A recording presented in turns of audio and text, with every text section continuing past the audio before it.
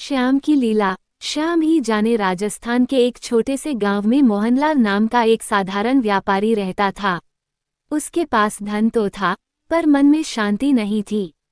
व्यापार बढ़ाने के लिए उसने बहुत उपाय किए, पर हर बार कुछ न कुछ ऐसा हो जाता कि लाभ होते होते रह जाता। धीरे धीरे परिस्थितियां बिगड़ने लगीं। कर्ज बढ़ गया, मित्र दूर हो गए और घर में तनाव रहने लगा। मोहनलाल की पत्नी सरोज श्याम बाबा की परम भक्त थी।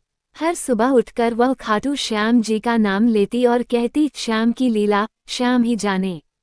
मोहनलाल अक्सर उसकी बातों पर मुस्कुरा देता। उसे लगता कि भक्ति से क्या होगा जब मेहनत ही रंग नहीं ला रही। एक दिन व्यापार में इतना बड़ा घाटा हुआ कि मोहनलाल टूट गया। रात को देर तक सो नहीं पाया। मन में निराशा थी, क्रोध था और भगवान से शिकायत भी।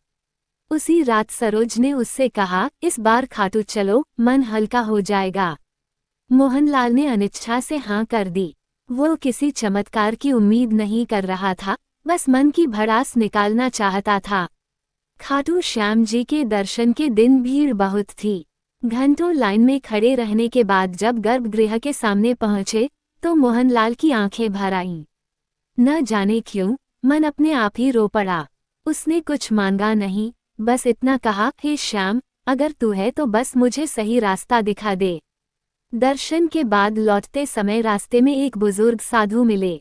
साधु ने मुस्कुराकर मोहनलाल से कहा, क्यों व्यापारी जी, लगता है श्याम ने तुम्हें बुलाया है।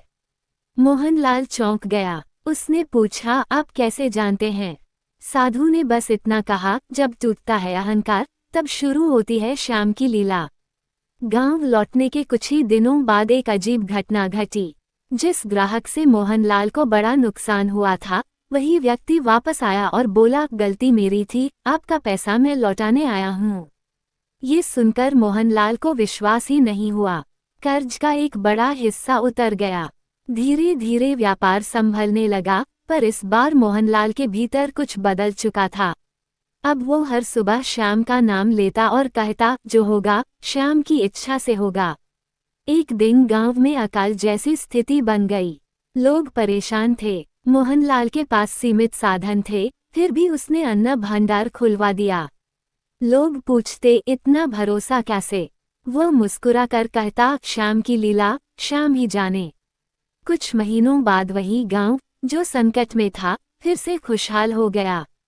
मोहनलाल का व्यापार भी पहले से कहीं बेहतर चलने लगा, पर अब धन उसके लिए सबसे बड़ी चीज नहीं थी। सबसे बड़ा सुख था मन की शांति।